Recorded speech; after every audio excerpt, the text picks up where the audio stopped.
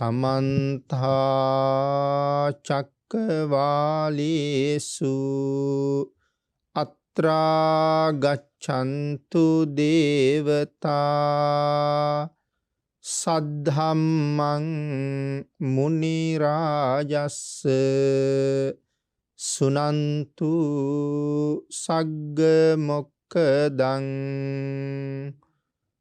ධම්මස්සවන කාලෝ අයං බදන්තා ධම්මස්සවන කාලෝ අයං බදන්තා ධම්මස්සවන කාලෝ අයං බදන්තා නමෝ තස්ස භගවතු අරහතු සබ්බ ධම්මේසු අප්පටිහත ඥානචාරස්ස දස බලධරස්ස චතු වේසාරජ්‍ය විසරදස්ස සබ්බ සත්තුත්තමස්ස ධම්මිස්ස රස්ස ධම්ම රාජස්ස ධම්මස්සාමිස්ස තථාගතස්ස සබ්බඤුනෝ සම්මා සම්බුද්දස්ස නමෝ තස්ස භගවතු අරහතු සබ්බ ධම්මේසු අප්පටිහත ඥානචාරස්ස දස බලධරස්ස චතු වේසාරජ්‍ය විසරදස්ස සබ්බ සත්තුත්තමස්ස ධම්මිස්ස රස්ස ධම්ම රාජස්ස ධම්මස්සාමිස්ස තථාගතස්ස සබ්බඤුනෝ සම්මා සම්බුද්දස්ස නමෝ තස්ස භගවතු අරහතු සබ්බ ධම්මේසු අප්පටිහත ඥානචාරස්ස දස බලධරස්ස චතු වේසාරජ්‍ය විසරදස්ස සබ්බ සත්තුත්තමස්ස ධම්මිස්ස රස්ස ධම්ම රාජස්ස ධම්මස්සාමිස්ස තථාගතස්ස සබ්බඤුනෝ සම්මා සම්බුද්දස්ස සද්ධර්ම ශ්‍රාවක කාරුණික ගුණගරුක බෞද්ධ පින්නතුනි බොහෝම ශ්‍රද්ධාවෙන් යුක්තව සියලු දෙනාම සූදානම් වෙන්නේ ධර්ම ගෞරවය පෙරදරි කරගෙන දේශනාගත ධර්මය මනාව ශ්‍රවණය කරන්නත් මනාව ධර්ම ශ්‍රවණය කිරීම තුළින් ලැබෙන අවවාද අනුශාසනා තම තමන්ගේ ජීවිතවලට එකතු කරගෙන වඩාත් නිවැරදි මෙලව ජීවිතයක් සකස් කරගන්නත් නිවැරදි වුණ මෙලව ජීවිතයක් තුළින් සුගතිගාමී වූ පරලොව ආයති භවයකින් සැනසෙන්නත් අවසානයේ ප්‍රාර්ථනා කරන බෝධියෙන් සැප සහිත ප්‍රතිපදාවෙන් ඊ타ම ඉක්මන් භවයක උතුම් චතුරාර්ය සත්‍ය ධර්මය අවබෝධ කරගෙන මේ ගෝර කටුක සංසාරයෙන් ඈතර වීමේ බලාපොරොත්තුවත් ඇතුව ඒ උතුම් බලාපොරොත්තු උතුම් ප්‍රාර්ථනා එලෙසින්ම මුදුන්පත් කර ගැනීම සඳහා උතුම් වූ ධර්ම දානානිසංසයත් ධර්ම ශ්‍රවණානිසංසයත් මෙතෙක් තම තමන් විසින් තම තමන්ගේ ජීවිත කාලය තුල රැස් කරගත්ත අනෙකුත් සියලුම පුණ්‍ය ධර්මයන්ගේ ආනුභාවයත් හේතු වේවා කියලා අපි ප්‍රාර්ථනා කරමු. පින්නතුනේ අද ධර්ම දේශනාවේ මාතෘකාව හැටියට මම යොදා ගන්න කල්පනා කළේ ධම්මපද පාළියේ සහස්ස කියන වර්ගයේ සඳහන් වෙන පළවෙනි ගාථා රත්නයෙන් ධර්ම මාතෘකාව තියාගන්න. අපේ බුදුරජාණන් වහන්සේ මේ උතුම් ගාථා රත්නයේ දේශනා කොට වදාළේ රජගහනුවර වේළුවනාරාමේ වැඩ ඉන්න කාලේ. මේ ගාථා රත්නයේ භාග්‍යතුන් වහන්සේ දේශනා කොට වදාළේ තම්බදාටික චෝර කියන පුජ්‍යලයා මුල් කරගෙන භික්ෂූන් වහන්සේලා අහපු පැනයකට පිළිතුරක් හැටියට. සහ සම්පිචේ වාචා අනත්ත පද සංහිතා ඒකං අත්ත පදං සෙය්යෝ යං සුත්වා උපසම්මති. මේ ගාථා රත්නයේ සරල තේරුම තමයි අර්ථ රහිත වූ පද දහසක් කියනවට වඩා සංසිඳීමට හේතු වෙන අර්ථ සහිත වූ එක වචනයක් බොහෝම උසස් කියන කාරණාව. මෙවන් ගාථා රත්නයක් දේශනා කරන්න හේතු වුණේ මොන වාගේ කරුණක් නිසාද කියන එක අපි මුලින් ටිකක් සාකච්ඡා කරමු. භාග්‍යතුන් වහන්සේත් වැඩ ඉන්න මේ කාලේ නොයෙක් රාජ්‍යවල නොයෙක් ආකාරයෙන් හොරකම් කරලා ජීවත් වෙන අය ඕන තරම් හිටියා. ඉතින් අර වර්තමානයේ වගේ නෙමෙයි. හොරු කණ්ඩායම් හැටියට විශේෂයෙන් ඉඳලා තියෙනවා. අදත් සමහරලාට එහෙම කණ්ඩායම් දකිනවා. නමුත් ලොකු පිරිසක් නැහැ. නමුත් එදා හිටපු කණ්ඩායමක හොරු 500ක් වගේ එහෙම ඉඳලා තියෙනවා. මොකද ලෝකෙ බොහොම ශාස්ත්‍රීය කාලේ බොහොම දියුණුයි ජනගහනය බොහොම වැඩි. ඉතින් ඒ හින්දා මේ අයගෙත් වැඩිවීමක් තිබිලා තියෙනවා. ඉතින් මේ වාගේ මේ හොරු 500ක් විතර ඉන්න එක කණ්ඩායමකට එකතු වෙන්න කල්පනා කළා තවත් පුද්ගලයෙක්.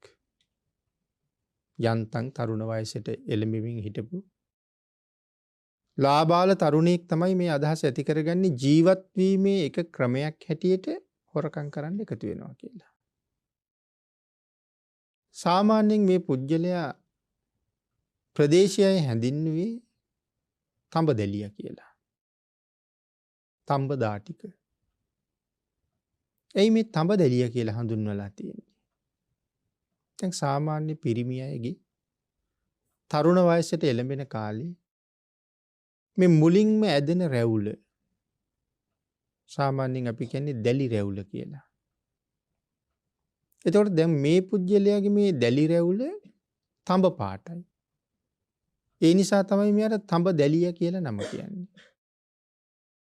ඉතින් අර හොරු කණ්ඩායමක් හොයාගෙන ගිහිල්ලා ඔවුන්ට එකතු වෙන්න කතා කරපුවාම මේ කණ්ඩායමේ සමාජිකයෝ කියනවා අපේ නායකයාගෙන් අහන්න ඕනේ කියලා. ඔබ බඳව ගන්න නායකයාගෙන් අහන්න ඕනේ. ඉතින් ඊට පස්සේ නායකයා ළඟට එක් කරගෙන ගියා. එක් කරගෙන ගියාම මේ හොර කණ්ඩායමේ නායකයා මේ පුජ්‍යලයාගේ මූණ දිහා බලාගෙන හිටියා. බලාගෙන ඉඳලා කියනවා මොහු මගේ කණ්ඩායමට සම්බන්ධ කරගන්න මම කැමති නෑ කියලා. මොකද මේ වාගේ හොර කණ්ඩායමක නායකයෙක් කියලා කියන්නේ මහ ලොකු ඥාන ශක්තියක් තියෙන කෙනෙක්. කොහොමත් හොරුන්ට බොහෝ ඥානයක් තියෙනවනේ. ඊටාම සූක්ෂම විදිහට සැලසුම් කරන්න, බේරිලා යන්න, අහු නොවි ඉන්න ඒ අයට පුදුමාකාර ඥානයක් තියෙනවා. වැරදි වැඩ කරන අයට පුදුම නුවණක් තියෙනවා. සාමාන්‍ය සමාජයේ හිතලා බලන්නකෝ. වැරදි වැඩ කරන අය, පහත් පිළේ වැඩ කරන අය පුදුම නුවණකින් තමයි මේ වැඩ කරන්නේ. ඒතර සමාජයට අයහපතක් කරන අය දැන් බලන්න ඔය තුවක්කු හදපු අය, බෝම්බ හදපු අය එයාට කොයිතරම් ලොකු නුවණක් තියෙනවද කියලා. සාමාන්‍ය කෙනෙකුට නැති මහ ලොකු නුවණක් තියෙනවා. උසස්ම ඥානයක් දරන සමාජයේ පිළිගත් ප්‍රභූ පැලැන්තිය කෙනෙකුට වඩා අප්‍රසිද්ධියේ ඉන්න ඔවුන්ට තියෙන පුදුමාකාර ඥානයක්. සංසාරي කරගත්ත මහ විශාල කුසල්වල ශක්තිය.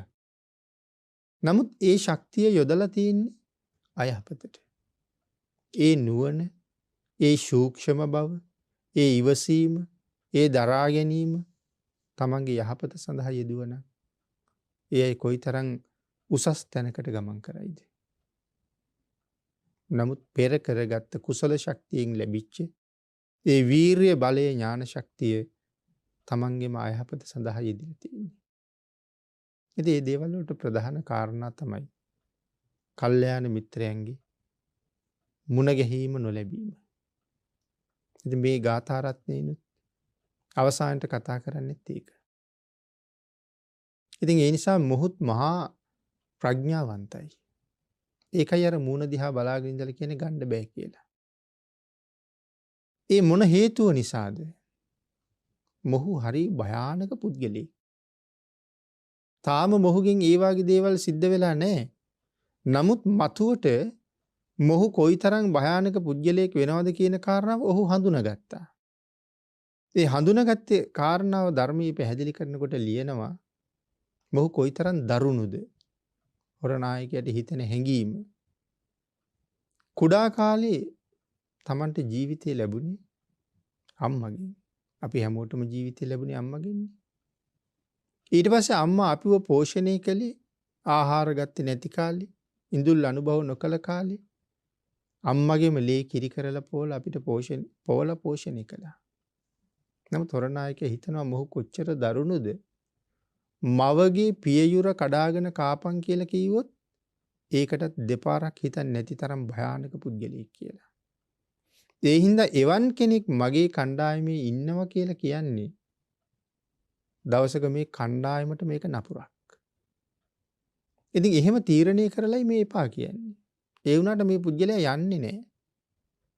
අර අය හොරකම් කරලා මංකොල්ල කාගෙන එනකන් ඉන්න තැන සුද්ධ පවිත්‍ර කරලා ඒ අයට කෑම බීම පිළියෙල කරලා මේ නොයේක් පහසුකම් හදලා තියෙනවා. ඉතින් ටික කාලයක් මෙහෙම කරගෙන ඉන්නවා ආයෙත් කියනවා මාව ගන්න කියලා. ආයෙත් ප්‍රතික්ෂේප කරනවා ආයෙත් ටික කාලයක් ඉන්නවා. මෙහෙම සෑහෙන කාලයක් ඉඳගෙන පිරිසගේ විශ්වාසයේ දිනාගෙන ඒ පිරිස ලව්වා නිතර හොර කණ්ඩායමේ නායකයට ඔහුත් සම්බන්ධ කරගන්න කියලා අර පිරිස ලව්වා කියනවා. ඉතින් ඒ පුද්ගලයාට දිගටම ප්‍රතික්ෂේප කරන්නත් බැහැනේ. තමන්ගේ පිරිසගේ ඉල්ලීමක් නෙමේක. දැන් මේ පිරිස නායකයා කියන හැමදේම කරනවා. නමුත් දැන් මේ පිරිස එක ඉල්ලීමක් කරනවා මොහුත් අපේ කණ්ඩායමට ගන්න කියලා. ඉතින් මේක දිගටම ප්‍රතික්ෂේප කරන්නත් බෑ. ඒක තමන්ගේ පිරිස දෙදරා යන්න තරම් හේතු වෙන්නත් පුළුවන්. ඒ නිසා ඉතින් සියලු දෙනාගේම කැමැත්ත නිසා හා කීවා. හැබැයි ඉතින් තවත් කාලයක් යනකොට මේ කණ්ඩායමම රජ්ජුරුවන්ට අහු වුණා. 500 දෙනාම රජ්ජුරුව අරන් ගියා. රාජපුරුෂයෝ ලැබුවා. දැන් මේ 500 දෙනාටම තීරණය වෙලා තියෙන්නේ මරණ දඬුවම. නමුත් දැන් 500ක් එකපාර කවුද මරන්නේ? එහෙම ප්‍රශ්නයක් ආවා. ඒ නිසා කල්පනා කළා මේ පිරිසෙම්ම කෙනෙක් අරගෙන ඉතුරු අය මරමු. එහෙනම් මුලින්ම කතා කළා හොර කණ්ඩායමේ නායකයාට. නායකයාට කතා කළා බොහොම රහසේ ඔහු දැනුවත් කළා මේ පිරිස ඔබට පුළුවන් නම් මරන්න. ඔබට ජීවිතය ලැබෙනවා. ඒ විතරක් නෙමෙයි තෑගි භෝගත් ලැබෙනවා කියලා. හැබැයි ඒ ඉල්ලීම එක හෙලාම ඔහු ප්‍රතික්ෂේප කළා. මැරෙනවා නම් මගේ පිරිසත් එක්ක මැරෙන එක මගේ ස්වභාවයයි. කාලයක් තිස්සේ සහෝදර පිරිසක් වගේ මම මොවුන් ඇසුරු කළා. ගුරුවරයෙකුට කන් දෙනවා වගේ මොවුන් මගේ වචනයට කන් දුන්නා. මගේ නීති රීති පිළිපැද්දා. මට කවදාවත් එවන් පිරිසක් ඝාතනය කරන්න බෑ. ඉතින් මේ හොරෙක් කියලා කියන්නේ තව කෙනෙක් ඝාතනය කරන්න වුණොත් දෙපාරක් හිතන්නේ නැති කෙනෙක්. නමුත් මේ එකටම ඉන්න පිරිස ඝාතනය කරන්න ඔහු කීයටවත් කැමති නෑ. ඊට පස්සේ මේ කණ්ඩායමේ තවත් කෙනෙකුට කිව්වා. කිසිම කෙනෙක් ඉදිරිපත් උනේ නෑ තමන්ගේ කණ්ඩායමේ කවුරුවත් ඝාතනය කරන්න. අන්තිමට තමයි තඹදා ටිකට කතා කළේ. ඔහුගෙනුත් ඇහුවා. ඔහු සඳහන් කළා මට පුළුවන් මේ වැඩේ කරන්න කියලා. දැන් අර නායකයාගේ එදා දැක්ම ඒක එලෙසින්ම ක්‍රියාත්මක වෙන්න යන්නේ. එඳ මොහුට පැවරුණා ඉතුරු 500ම මරන්න මොහු දරුණු බව මොකද මේ තමන් එක්ක කාලයක් එකට හිටපු අයගේ මුහුණ දිහා බල බල මරන්න පුළුවන්කම ඔහුට ලැබුණා. සමහරවිට ඒ මරණ වෙලාවට මුහුණ පෙන්වනවද නැද්ද දන්නේ නැහැ. කෙසේ වෙතත් තමන් එක්කම හිටපු අය කාලයක් තිස්සේ තමන් උයලා පිහලා දුන්න අය. නමුත් මේ සියලු දෙනාම මොහු විසින් ඝාතනය කළා. ඉතින් ඒ සඳහා ඔහුට තෑගි භෝග රජුරුවන්ගෙන් බොහොම ලැබුණා. ඔහුට ජීවිතෙත් ලැබුණා. මේ ආසන්න කාලේ අල්ලගෙන ආපු තව හොරු කීප කණ්ඩායමක් ඝාතනය කරන්නත් මොහුටම පැවරුණා. ඒ සඳහා තෑගි භෝග ලැබුණා. අන්තිමට මොහු රජයේ චෝර ඝාතක තනතුරටපත් වුණා. එදා ඉඳලා මොහු තමයි හිස ගසා දාන්න නියම කරන හැම කෙනෙකුගේම හිස ගසා දාන්නේ. කොච්චර කාලයක්ද? අවුරුදු 50ක්. සමහර තැනක නම් 55 අවුරුද්දක් කියලාත් කියනවා. අවුරුදු 50ක් කියලාත් කියනවා. ඉතින් මේ කාල සීමාව පුරාම හිස ගසා දාන්නේ මොහු. හැබැයි මේකේ නීතියක් තියෙනවනේ හිස ගසා දානකොට. දෙපාරක් කඩුවෙන් පහර දෙන්න බෑ. එක පාරින්ම හිස කඳෙන් වෙන් කරන්න ඕනේ. ඒක නීතියක්. ඉතින් දැන් මේ සෑහෙන කාලයක් මෙහෙම යනකොට රාජපුරුෂයෝ දකිනවා එක මිනිහෙකුගේ හිස ගසා දාන්න මොහු දෙතුන් පාර කඩුවෙන් පහර දෙනවා. ඊට පස්සේ රජුරන්ට කීවා.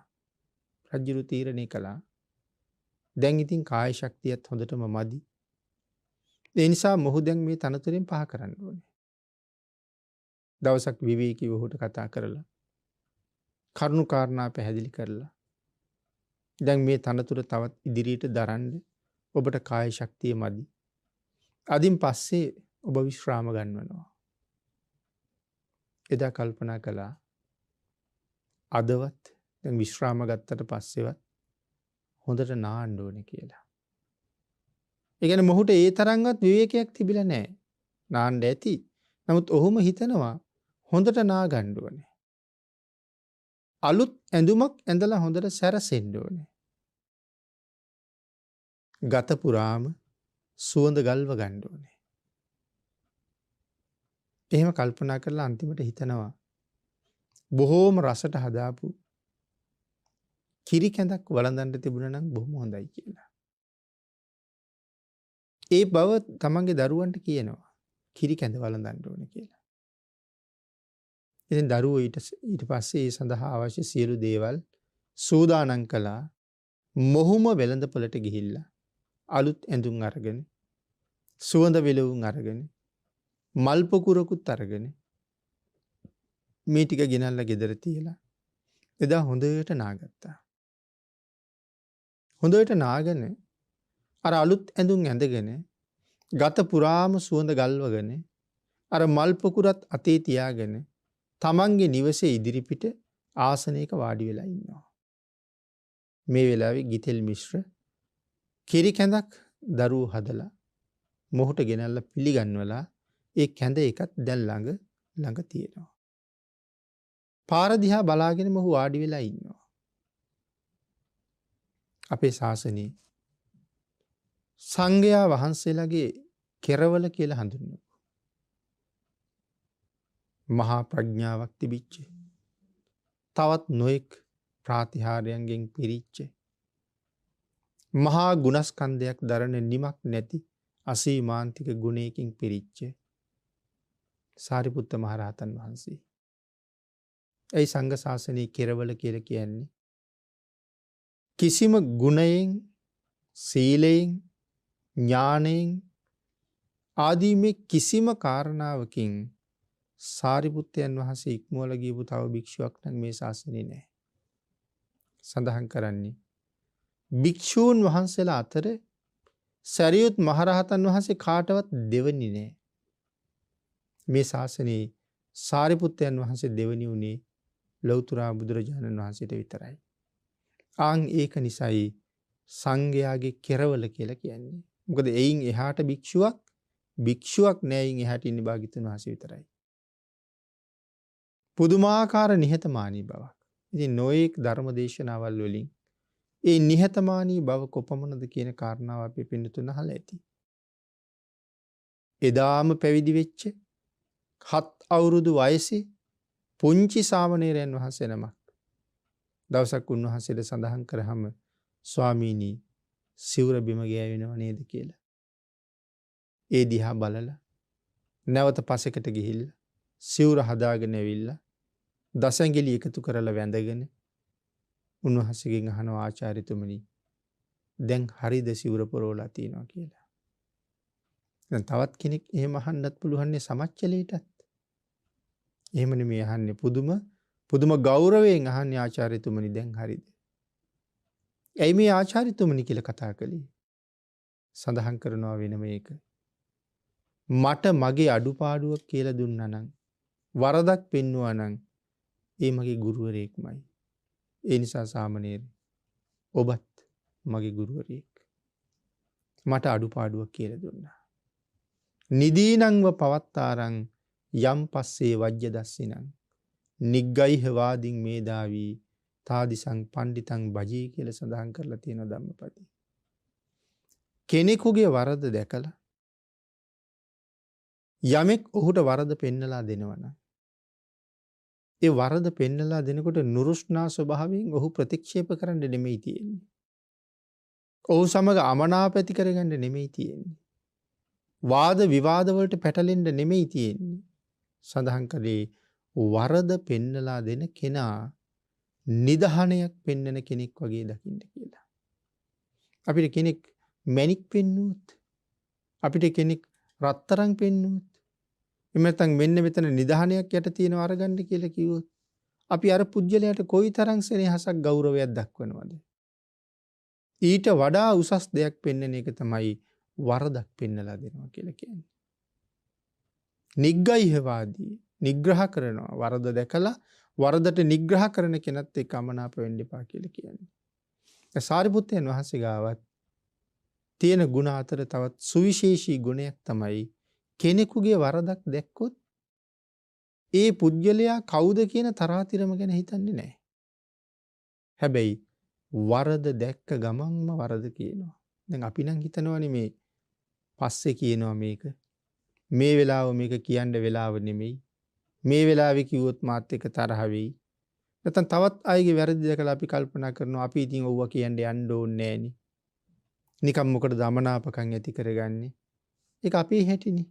නමුත් සාරිපුත්තයන් වහන්සේ එහෙම නෙමෙයි. වරද දැක්ක ගමන්ම වරද පෙන්නනවා. ආයි පස්සට කල් දාන්නේ නැහැ ඒක. දැක්ක ගමන්ම වරද පෙන්නනවා. ඒක ඊටා විශේෂ ගුණයක් හැටියට සඳහන් කරලා තියෙන්නේ දුටු තැන වරද පෙන්වන එක. ඉතින් ඒ වාගේ විශේෂ චරිත මේ ශාසනය අධ්‍යයනය කරනකොට ජීවිතේ ගොඩ නගා ගන්න කොයි තරම් කරුණු කාරණා එකතු වෙනවද? ඉතින් සාරිපුත්තයන් වහන්සේ බොහොම නිහතමානී. ගුණය අසීමාන්තිකයි. කවුරුවත් දන්නේ නැණි සරියුත් මහරහතන් වහන්සේට 이르දි පාන්න පුළුවන් කියලා. මහා ප්‍රඥාවන්තයා බව නම් ප්‍රසිද්ධයි. නමුත් මහා 이르දිවන්තයා කියලා ප්‍රසිද්ධ නෑනේ. 이르දිවන්තයා හැටියට ප්‍රසිද්ධ වෙන්නේ මොග්ගල්ලාණන් වහන්සේ. පිරිනිවන් පාන දවසේ බුදුරජාණන් වහන්සේ ආරාධනාවක් කරනවා සාරිපුත්ත ධර්ම දේශනාවක් කරලා පිරිනිවන් පාන්න කියලා. මම ඒ වෙලාවේ කල්පනා කරනවා භාග්‍යතුන් වහන්සේට මගෙන් බණක් අහන්න උවමනාවක් නැහැ. නමුත් අද මට මේ ආරාධනාව කරන්නේ මම දන්න සියලුම 이르දි ප්‍රාතිහාර්ය දක්වලා ධර්ම දේශනාවක් කරන්න කියන එකයි මේ නොකිය කියන්නේ. එහෙම තීරණය කරගෙන තමන්ගේ ප්‍රඥාවෙන්ම තේරුම් අරගෙන භාග්‍යතුන් වහන්සේට 7 වතාවක් වන්දනා කරලා අහසට පැන නැගලා සියලු ප්‍රාතිහාර්යයන් දක්වලා ධර්ම දේශනාවක් කරනවා. මුළු සවැත් නුවරම රැස් වුණා කියලා සඳහන් කරන්නේ. ධර්ම දේශනාව නිමා වෙලා බුදුරජාණන් වහන්සේට වන්දනා කරලා පිරිනිවන් පාන්න නාලක ගම නැත්නම් තමන්ගේ ගමට වඩින්න අවසර ඉල්ලහම බුදුරජාණන් වහන්සේ අහනවා සාරිපුත්ත මේ ප්‍රාතිහාර්යයට මොකක්ද කියන නම කියලා. මේ දක්වපු ප්‍රාතිහාර්යයට කියන නම මොකක්ද කියලා බුදුරජාණන් වහන්සේ අහනවා. සරියුත් මහරහතන් වහන්සේ බුදුරජාණන් වහන්සේට උත්තරයක් දෙනවා ස්වාමීනි මේ ප්‍රාතිහාර්යයට කියන්නේ සිංහයාගේ ක්‍රීඩාව කියලා. ඉතින් ඒ තරම් ප්‍රාතිහාර්ය දක්වන්න පුළුවන් හැකියාවක් තිබුණ මේ මහරහතන් වහන්සේ පිරිනිවන් පානා දවස වෙනකන් තමන්ගේ හැකියාව ප්‍රදර්ශනය කරන්න ගියේ නෑ. ඥානවන්තයන්ගේ ස්වභාවය. දන්න දේවත් පෙන්වන්න යන්නේ. හැබැයි අඥානයාගේ ස්වභාවය මොකද්ද? නොදන්න දේත් දන්නවා කියලා කරන්න යනවා. එහෙම කරන්න ගිහිල්ලා මහා අමාරුවේ වැටෙන අවස්ථා ඕන තරම් තියෙනවා. ඉතින් එවන් මහා ගුණවත් කරුණාවෙන් පිරිච්ච සාරිපුත්තයන් වහන්සේ සමාධියෙන් අවදි වෙලා එදා කාටද පිහිට වෙන්නේ කියලා බලනකොට මේ තඹදාටිකව තමයි දකින්නේ. තඹදාටික අද මැරෙනවා. අද මැරිලා කෙලින්ම උපදින්නේ නිරේ. දැන් සාරිපුත්තයන් වහන්සේගේ කරුණා නෙතට කොහොම හරි දැක්කනේ. සමාධියෙන් අවදි වෙලා පිහිට විය යුතු කෙනෙක් හැටියට උන්වහන්සේ දැකපු නිසා කල්පනා කළා මම මුණ ගැහුනොත් මොකද මුහුට වෙන්නේ? එතකොට දැනගත්තා මම මුණ ගැහුනොත් නිරයට යන්න තියෙන ගමන වැලකිලා සුගතියට යනවා. ඉතින් ඔහුගෙත් මහා වාසනා ගුණයක් පුණ්‍ය මහිමයක් තියෙන්න ඇතිනේ මේ වාගේ සත්පුරුෂයෙක් අන්තිම මොහොතේ මුණ ගැහෙන්නේ. ඒකනේ සාරිපුත්තයන් වහන්සේට ඔහු අරමුණු වෙන්නේ නැත්තේ. සරියුත් මහරහතන් වහන්සේ පාත්‍රා සිවුරුත් අරගෙන තඹදාටිගගේ නිවස ඉස්සරහට වැඩම කරලා නිවස ඉදිරිපිට වැඩ ඉන්නවා. හැබැයි ඒ ගෙදර ඉන්න වෙන කාටවත් සාරිපුත්තයන් වහන්සේව පේන්නේ නැහැ. තඹදාටිකට විතරයි පේන්නේ. ඔහු කල්පනා කළා 50 අවුරුද්දක් තිස්සේ මම මිනිමරුවා. අද මේ වෙනකන් කවදාවත් මං දානයක් දීලා නැහැ. රැකපු සීලයක් නැහැ. නමුත් මටත් මගේ ජීවිතේ දානයක් පූජා කරගන්න තිබුණා නම් කොච්චර වටිනවද? තවත් ප්‍රමාද වෙන්නේ මොකටද? ආර්යයන් වහන්සේ නම පිණ්ඩපාතේ වැඩලා ඉන්නවා. මම වෙනුවෙන් හදලා පිළිගන්නපු කැඳ ටික මංගාව තියෙනවා. මේක අදම දන් දෙන්න ඕනේ කියලා හිතලා සාරිපුත්තයන් වහන්සේට ආරාධනා කරලා නිවසට වැඩමවල වඩා හිඳවලා තමන්ගේ කැඳ කෝපය පූජා කළා. පූජා කළාට පස්සේ සාරිපුත්තයන් වහන්සේ කල්පනා කළා මොහුට බණ ටිකක් කියන්න. ඒ වුණාට දැන් කැඳ වැළඳීමේ ආසාව මොහුගේ හිතෙත් හොඳටම තියෙනවා. අත්හැරලා කැඳ කෝපය පූජා කළාට දැන් තමන්ගේ කැමැත්තටනේ කැඳ හදවගත්තේ. දැන් කැඳ බොන්න කැමැත්ත තාම හිතේ තියෙනවා. ඒ කැමැත්ත නිතර නිතර ඉදිරියට ආවොත් බණපද හරියටම වැටහෙන්නේ නැති වෙයි. එයින්ද අහනවා උපාසක ඔබත් කැඳ ටිකක් බීලම ඉමු නේද කියලා. එහෙමයි ස්වාමීනි කියලා ගේ ඇතුළට ගිහිල්ලා ආපහු දරුවන්ගෙන් කැඳ ඉල්ලගෙන කැඳ බීලා එනවා. කැඳ බීලා ආවට පස්සේ සාරිපුත්තයන් වහන්සේ ඔහුට ධර්ම දේශනාවක් කළා. දේශනාව කරන අතරේ අරමුණු කරලා බැලුවා. මේ අහන ධර්මය මනාව දරනවද මතක තියාගන්නවද ධාරණය කරගන්නවද කියලා. අනිත් මොකවත්ම ධාරණය වෙන්නේ නැහැ. වාජනයක පිටපැත්තට වක් කරන වතුර වගේ. ඔක්කොම අහකටමයි. ඊට පස්සේ ධර්ම දේශනාව නතර කළා. නතර කරලා අහනවා උපාසක මේ අහන බණ තේරෙන්නේ නැද්ද කියලා. එතකොට කියනවා ස්වාමීනි මට බණපද අහන්න තරම් හිත එකඟ කරගන්න බෑ. ඇයි ඒ කියලා අපම සඳහන් කළා. ස්වාමීනි මගේ ජීවිතේ වැඩි කාලයක් මං කිරුවේ මිනි මරපු එක. මං කරගත්ත අකුසලයේ සුළුපටු නෑ කියන කාරණාව මං හොඳාකාරවම දන්නවා. මරණින් මත්තේ මං ඒකාන්තයෙන් නිරේ උපදිනවා කියලා මං හිතනවා. මං කරපු අකුසල් මරණ වෙලාවට මිනිස්සු කියපු දේවල් සමහරු කෑ ගහපු හැටි නිරා දුක මේ දේවල් මතක් වෙනකොට මට හිත එකඟ කරගෙන බණ අහන්න බෑ ස්වාමීනි. දැන් සාරිපුත්තයන් වහන්සේ කල්පනා කළා අනිවාර්යයෙන්ම මොහු දැනගත්තත් නැතත් මරුණ ගමම්ම උපදින්නේ අපායි. කිසියම් උපක්‍රමයක් මාර්ගයෙන් හරි මොහුට බණ ටිකක් අහන්න අවස්ථාව හැදුවොත් ඒක මහත් වූ වටිනකමක්. එහෙනම් මොකද්ද මේ වෙලාවේ කරන්නේ? සාරිපුත්තයන් වහන්සේ අහනවා උපාසක ඒ මනුස්ස ඝාතන සිද්ධ කළේ ඔබේ වුවමනාවටද එහෙම නැත්නම් රජයේ වුවමනාවටද කියලා. බලන්න මේ උපාය පාවිච්චි කරලා තියෙන හැටි.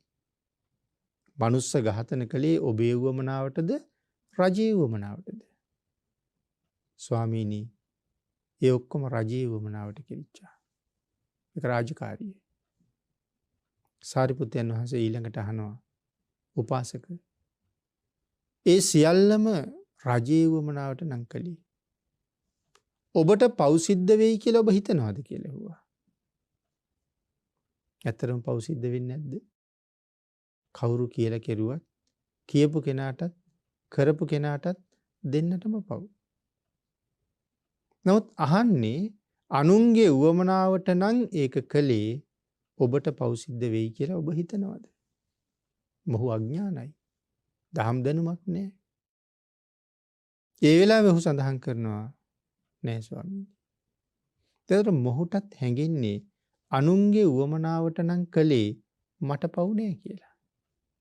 දැන් එතකොට අර හිතේ තිබිච්ච පශ්චත්තාපයේ දුක කනගාටුව මේ සියලුම දේවල් වතුර දාලා නිමුවා වගේ ඒ ගින්න නිමිලා ගියා. ඒ නිසා එතන ඉඳලා උන්වහන්සේ දේශනා කරපු ධර්මයේ මනාව ශ්‍රවණය කරන්න හැකියාවකුත් ඔහුට තිබුණා. ඉතින් දේශනාවත් කළා. කෙමෙන් කෙමෙන් ඔහුගේ මරණය බොහොම වේගෙන් ලං වෙනවා. සාරිපුත්තයන් වහන්සේ ආපහු වඩින්න නැගිට්ටා. ඔහු නොදන්නවා වුණාට මාරයා දැන් ළඟ කියන්න සාරිපුත්තයන් වහන්සේ නොදන්නව නෙමෙයි. නැගිට්ටාම මොහු පාත්තරෙත් අරගෙන පසු ගමන් කරනවා. ටික දුරක් පිටිපස්සෙන් ආවා. සාරිපුත්තයන් වහන්සේ ඔහු නතර කරලා එතන ඉඳලා තනියම වැඩියා. තඹ දාටිකට තියෙන පුදුම සතුටක්. ඒ දැන් හිතේ තිබිච්ච දුක කනගාටුව ඔක්කොම ඉවරනේ. බණ ඇහුවා, දන් දුන්නා. දැන් හරි සතුටින් ආපහු ගෙදර එනවා. මේ වෙලාවේ පාරේ දුවගෙන ආපු එළදෙනක් ඔහුට ඇන්නහම මැරිලම වැටුණා. එතකොට මේ එළදෙන සංසාරේ බොහොම ඈත ඉඳලා එන වෛරක්කාරියක්. ඇත්තරම මේ එන්නේ යකින්නක්. නමුත් ඒ යකින්න මේ වෙලාවට එන්නේ එළදෙනකගේ වෙස් අරගෙන. මේ ශාසනයේ තවත් 3 දිනක් ওই විදිහටම ඝාතනය වුණා.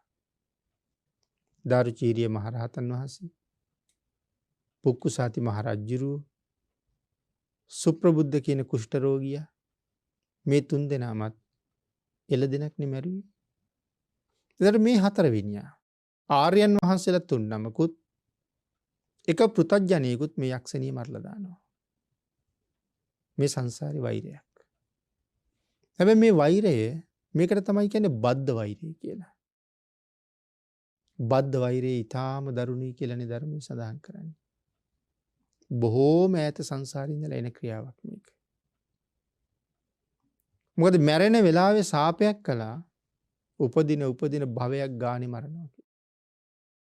ඒ සාපෙ මේ එන්නේ. ඒක දිග කතාවක් වෙනම සාකච්ඡා කළේ.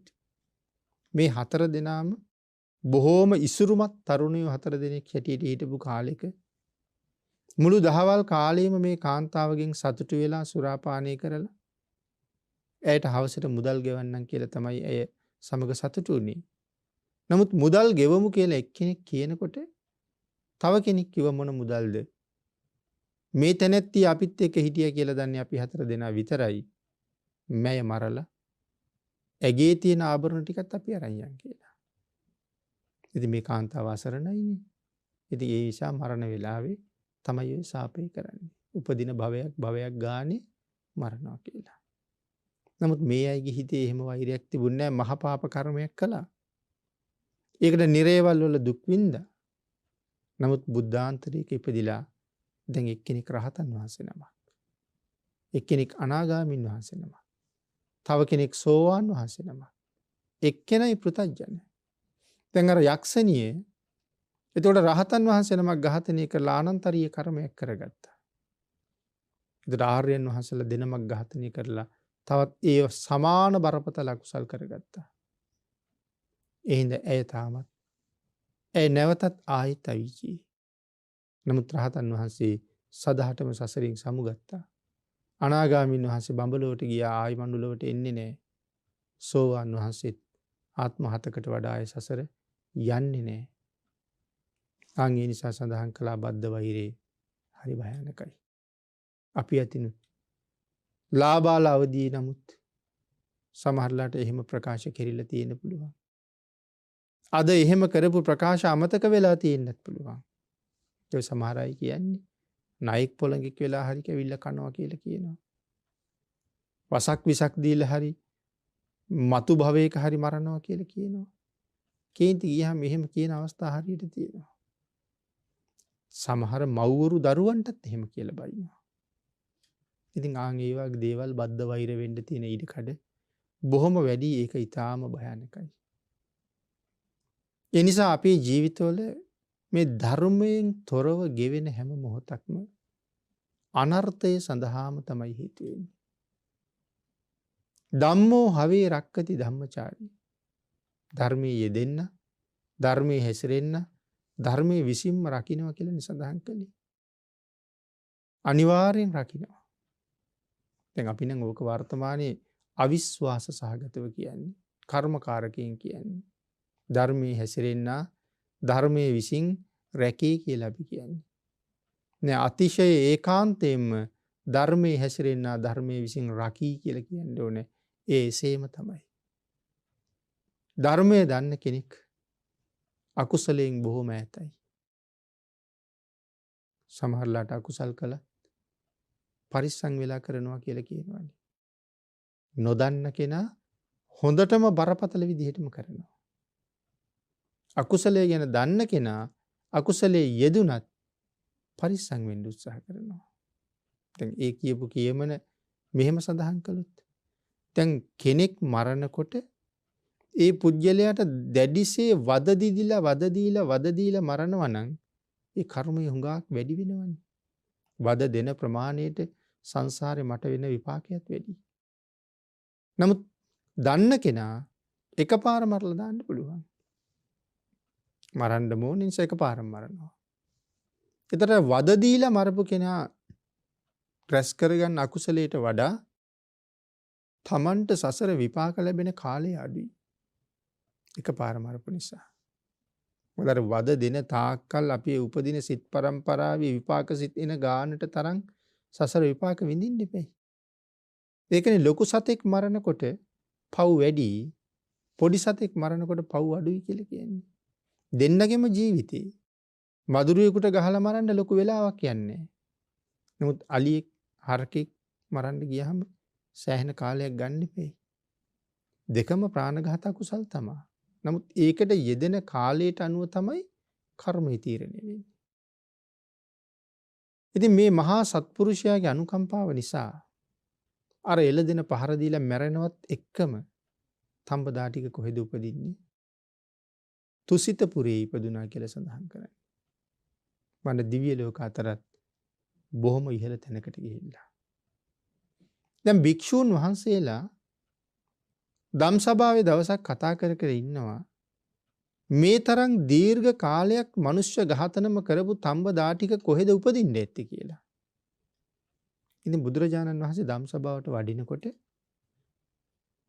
භික්ෂූන් වහන්සේලාගේ මේ සාකච්ඡාව මොනවද සාකච්ඡා කර කර හිටියේ කියලා අහපුවාම ස්වාමීනි තඹදා ටිකට මොකද වුනේ කියලා තමයි කතා කළේ. භාග්‍යතුන් වහන්සේ දේශනා කළා මහණෙනි. තඹදා ටික තුසිතපුරේ ඉපදුනා කියලා. පුදුමිනුත් පුදුමයි මොනවා ස්වාමීනි කියලා කිව්වා. මේ තරම් කාලයක් මනුස්ස ඝාතන කරපු ඔහු කොහෙද තුසිතපුරේ යන්නේ කොහොමද කියලා අහනවා. ආන් ඒ වෙලාවේ අපේ භාග්‍යතුන් වහන්සේ හරි අපූර්ව ප්‍රකාශයක් කළා. මහණෙනි මෙච්චර කාලයක් පව් කරපු බව ඇත්ත. නමුත් මරණාසන්න කාලේ ඔහුට මුණ ගැහුනේ මේ ලෝකයේ අග්‍රගණ්‍ය කල්යාණ මිත්‍රයෙක්. කල්යාණ මිත්‍රයෙකුට මේ වාගේ අයට පිහිට වෙන්න මහ ලොකු හැකියාවක් තියෙනවා. එතකොට දැන් මෙච්චර කාලයක් මිනි මරමර හිටපු මොහු තුසිත පුරේට යනකම් ගෙනියන්න පුළුවන් උනේ කල්යාණ මිත්‍රයෙකුගේ සහාය නිසානේ. දැන් පින්නතනි අපි කල්පනා කරන්න ඕනේ අපේ ජීවිතයේ අවසානයේ කවදා කොතන කොහොම සිද්ධ වෙයිද දන්නේ නැහැ.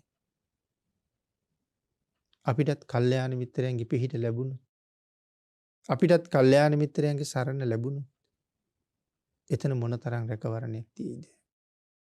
කල්යාණ මිත්‍රයන් ලබන්නෙම්වා කල්යාණ මිත්‍රයන්ගේ විශේෂ අනුකම්පාව ලබන්නෙම්වා කියලා හැම පින්කමක් අවසානෙම ප්‍රාර්ථනා කරන්න වටිනවා.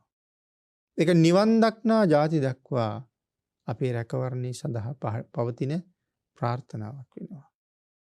ඒ වාගේ කල්යාණ මිත්‍රයන්ගේ සරණ ලැබිච්ච අවස්ථා මේ ශාසනයේ කොච්චර තියෙනවද? පණ්ඩිත සාමණේරයන්ගේ කතාව, සුඛ සාමණේරයන්ගේ කතාව, කල්යාණ මිත්‍රයන්ගේ විශේෂ අනුකම්පාව ලැබුණ තැන්. තවත් ඒ වගේ තැන් බොහොමයි. ඉතින් මේ කාරණාවත් පැහැදිලි කරලා අපේ බුදුරජාණන් වහන්සේ ආංගර අපි මාතෘකා කරගත්ත ගාථා රත්නය දේශනා කළා. සහස් සම්පිචේ වාචා අනත්ත පද සංහිතා. ඒකං අත්ත පදං සෙය්‍යෝ යං සුත්වා උපසම්මති. සහස් සම්පිචේ වාචා අනත්ත පද සංහිතා. අනර්ථය ඇති කරන ප්‍රමාදය ඇති කරන වචන දහස් ගණනක් කතා කරනවට වඩා. එතකොට මොනවද මේ අනර්ථකාරී ප්‍රමාදයට හේතු වෙන වචන කියලා සඳහන් කරන්නේ? එහෙම වචන කොච්චර මේ ලෝකේ තියෙනවද? අනර්ථය ඇති කරනවා, ප්‍රමාදයට හේතු කරනවා. රාගය වැඩි කරනවා, ද්වේෂය වැඩි කරනවා, මෝහය වැඩි කරනවා. මේ වචන තුලින්. නමුත් එවන් වචන අහලා අපි හුඟක් සතුටු වෙනවා මේ ලෝකේ. හැබැයි මෙලොව සතුටට හේතු වෙන හැම වචනයක්ම පරලොව යහපතට හේතු වෙනවා කියලා කාරණාවක් නැහැ. උදාහරණයක් විදිහට මෙහෙම සඳහන් කළොත් කෙනෙක් ගීතයක් අහන්නේ මොකටද? සමහරලාට පාළුව නැති කරගන්න, හිතේ කාන්සිය නැති කරගන්න, තව කෙනෙක් නිදිමත නැති කරගන්න, තම සතුට උදෙසා අපි ගීත අහනවා ඕන තරම්. අහලා සතුටුත් වෙනවා. සතුටු හිතෙන ගීත හොය හොයා අහනවා. නමුත් අහන්නේ මෙතෙක් ජීවිතේ කොච්චර ගීත අහන්නේද? ඒ කිසිම අහපු දෙයකින් මට වෙච්ච යහපත මොකක්ද කියලා කියන්න පුළුවන්ද කියලා හිතන්න. මට වුණ යහපත මොකක්ද? රාගය ඇති වුණා. එහෙම ගීත ඕන තරම් තියෙනවා. ද්වේෂය ඇති වුණා. මෝහය ඇති වුණා. සමහරලාට මෙතෙක් එවන් දෙයක් හිතලා නොතිබුණ කෙනෙකුටත් එවන් රාගික ක්‍රියාවකට මුල පුරන්න මේ ගීතයකින් ලොකු සහයෝගයක් ලැබෙන්න පුළුවන්. ඒ හින්දා කවදාවත් එවන් දෙයකින් අර්ථයක් වුණා නෙමෙයි. අනර්ථයක්මයි. ඒ වාගේ ගීත රැල්ලක් කාලයකට එනවා. ඉතා ලාභාලාවදියේ ඉන්න අය පවා අවාසනාවන්ත ඉරණම් වලට ගොදුරු වෙනවා. ඉතින් ඒ නිසා යහපත උදෙසා හේතුන්නේ මෙතෙක් අහපු එහෙම කිසි දෙයක්. ගීත 100ක් ඇහුවත් නොලැබුණ යහපතක් එක බණපදයකින් සැලසෙන්නේ නැද්ද? සංසාරෙටම මොනතරම් යහපතක් හැදෙනවද? මෙලොව පරලොව ආත්ම ගණන් දියුණු කරනවා එක බණපදයක් තුලින්. ඒ නිසායි සඳහන් කළේ අනර්ථ පදයෙන් කිසිම අර්ථයක් නැහැ. එවන් පද 100ක් 1000ක් අහනවට වඩා අර්ථ සම්පන්න එක වචනයක් වටිනවා. ගීතය ගැන කියනකොට නම් භාග්‍යතුන් වහන්සේ ඔය රුන්න වාගේ සූත්‍රවල දේශනා කරලා තින්නේ රුන්න මිදම් බික්කවේ යදිදන් ගීතේ. රුන්න කියන්නේ මොකේද? රුන්න කියන්නේ අඬනවට. මහණෙනි ගයනවා කියලා කියන්නේ හැඬීමක් කියලා කියන්නේ. ගායනය කියලා කියන්නේ හැඬීමක්. හැබෑවටම අහන වෙලාවට හොඳට අහලා බලන්නකෝ. ප්‍රඥාවෙන් සිහියෙන් අහපුවම අපිටම තේරෙනවා ඇත්තටම හැඬීමක්ද කියලා. එහෙම ඕන තරම් තියෙනවා. මේ සර්වඥතා ඥානින් දේශනා කරන්නේ. හෘන්න මිදං භික්ඛවේ යදිදං ගීතේ. නැටීමට මොකද්ද භාග්‍යවතුන් වහන්සේ දේශනා කළේ? උම්මත්තකයන්ගේ වැඩක් කියලා. වේදිකාවේ නටනකොට හොඳට බලාගෙන ඉන්න. ධර්මානුකූලව ඒක දිහා බලනකොට සසර ගැනත් එක්ක හිතනකොට මේ ලෝකේ සංසාරි ක්‍රූර බව තේරෙන කෙනෙකුට ඇත්තටම මේ කරන්නේ මොනවද කියලා හිතෙනවා. භාග්‍යවතුන් වහන්සේ දේශනා කරන්නේ ඒක උමතුවන්ගේ වැඩක්. hina වෙනවටත් එහෙමම තමයි කියලා තියෙන්නේ. දත් පෙන්නලා hina වෙනවා නම් හයියෙන් සමහර අය හයියෙන් hina වෙනවනේ. භාග්‍යවතුන් වහන්සේ දේශනා කරන්නේ ඒක පුංචි ළමයින්ගේ වැඩක් කියලා. කුමාරයන්ගේ වැඩක් කියලා තමයි සඳහන් කරන්නේ කොක්කඬලා සිනාලෑම කියලා අපි කියන්නේ. මොකද එහෙම hina වෙන්න බෑ අපිට. hina වෙන්න පුළුවන් අපායෙන් බේරිලා නම්. hina වෙන්න පුළුවන් තිරිසන් ලෝකෙන් මිදිලා නම්. hina වෙන්න පුළුවන් പ്രേත ලෝකෙන් අත මිදිලා නම්. මරණින් පස්සේ සතර අපායේ කොහාට හරිනම් යන්න ඉන්නේ. කොහොමද hina වෙන්නේ කියලා තමයි අහන්නේ. ඒ කෝණු හාසෝ කිමා නන්දු නෙච්ඡං පජ්ජලිතේ සති ගිනි 11කින් දිවා රාත්‍රී දෙකේ පිච්චෙනකොට කොහොමද hina වෙන්නේ කොහොමද සතුටු වෙන්නේ කියලා අර සුරාවෙන් මත් වෙච්ච කාන්තාවන්ගෙන් භාග්‍යතුන් වහන්සේ අහුවේ. එතකොට මේ නිරය කොයිතරම් දුක්ඛිත ඇද්ද? සාරිපුත්තයන් වහන්සේලා වගේ මහ කල්යාණ මිත්‍රයෝ නිරයට යන්න ඉන්න අය බේරන්න පුළුවන් නම් බේරන්න එනවා. ධනංජානි බ්‍රාහ්මණයා බේරගත්තෙත් සාරිපුත්තයන් වහන්සේම තමයි. කොයිතරම් දරුණු ඇද්ද කියනවනම් යම රජුරුවත් කැමති නෑ කියලානේ කියන්නේ කෙනෙක් නිරයට එනවට. ඒ නිසානේ දේවදූත සූත්‍රයේ සඳහන් කළේ යම රජුරුත් ඔහුත් එක්ක සාකච්ඡා කරලා අන්තිමට ඔහුට මතක් කරලා දෙනවලු ඔහු කරපු පින්. ඔහුට මතක නැත්තම් මතක් කරලා දෙනවා කියන. මොකද යම රජුත් එච්චරම අකමැති කියනවා කෙනෙක් නිරයට යනවට. ඒක ඒ තරම්ම දුක්ඛදායක තැනක්. ආන් ඒක නිසා පින්නතුනි මේ යහපත සලසන අර්ථ සම්පන්න වචනය සත්වයාගේ සංසාර ගමනම සුවපත් කරන්න හේතු වෙනවා. එවන් වචනයක් අපිට ලැබෙන්නේ කල්යාණ මිත්‍රයන්ගෙන් පමණයි. ඒ නිසායි දේශනා කළේ ඇසුරට යොදා ගන්නව නම් කෙනෙක් කල්යාණ මිත්‍රයෙක්ම යොදා ගන්න. තමන්ට වඩා උසස් කෙනෙක්ම යොදා ගන්න. නැතිමනම් තමන් සමාන කෙනෙක් යොදා ගන්න. මොනම හේතුවකින්වත් තමන්ට වඩා පහත් ගුණ ඇති කෙනෙක් ඇසුරට ගන්නම එපා කියලා දේශනා කළේ ඔහු අනිවාර්යෙන් නිරේට පාර හදන නිසා. අන් ඒ නිසා කල්යාණ මිත්‍රයාගේ වටිනකම තේරුම් අරගෙන අර්ථ සම්පන්න තමන්ට යහපත හදන වචනේ විතරක් ජීවිතයට එකතු කරගෙන අන් සියලු දේවල් බැහැර කරලා තමන්ගේ ආරක්ෂාව කල්යාණ මිත්‍රයන් සමග තහවුරු කරගන්න බුද්ධාන්තරයක ලැබිච්ච වටිනා ජීවිතය තුළින් උත්සාහ කරන්නත් ඒ තුළින් තමන් ජීවිතයට මහත් වූ සාධාරණයක් කරගන්නත් තුනුරුවන්ගේ ආශිර්වාදයෙන් සියලු දෙනාටම ශක්තිය ධෛර්යය භාග්‍ය වාසනාව උදා වේවා කියලා ආශිර්වාද කරනවා.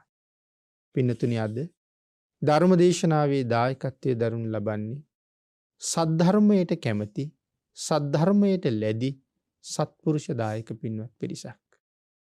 ඒ දායක පින්වත් පිරිසගේ උතුම් ප්‍රාර්ථනාවක් හැටියට සිහිපත් කරලා තියෙනවා. මේ සිදු කරගන්න සියලුම කුසල ධර්මයන් සසර වහවහ ධර්මාවබෝධය ලබා ගැනීම සඳහාම හේතු වාසනා වේවා කියලා ප්‍රාර්ථනා කරනවා. ඒ උතුම් ප්‍රාර්ථනාව එලෙසින්ම මුදුන්පත් කර ගැනීම සඳහා කල්යාණ මිත්‍රයන්ගේ ඇසුර, කල්යාණ මිත්‍රයන්ගේ විශේෂ අනුකම්පාව නිරන්තරයෙන් දායක පිරිසට ලැබේවා. කල්යාණ මිත්‍රයන්ගේ අවවාද අනුශාසනා හැම මොහොතකම නිහතමානීව පිළිගන්න භාග්‍ය වාසනාව තමන් තුළ ඇති වේවා.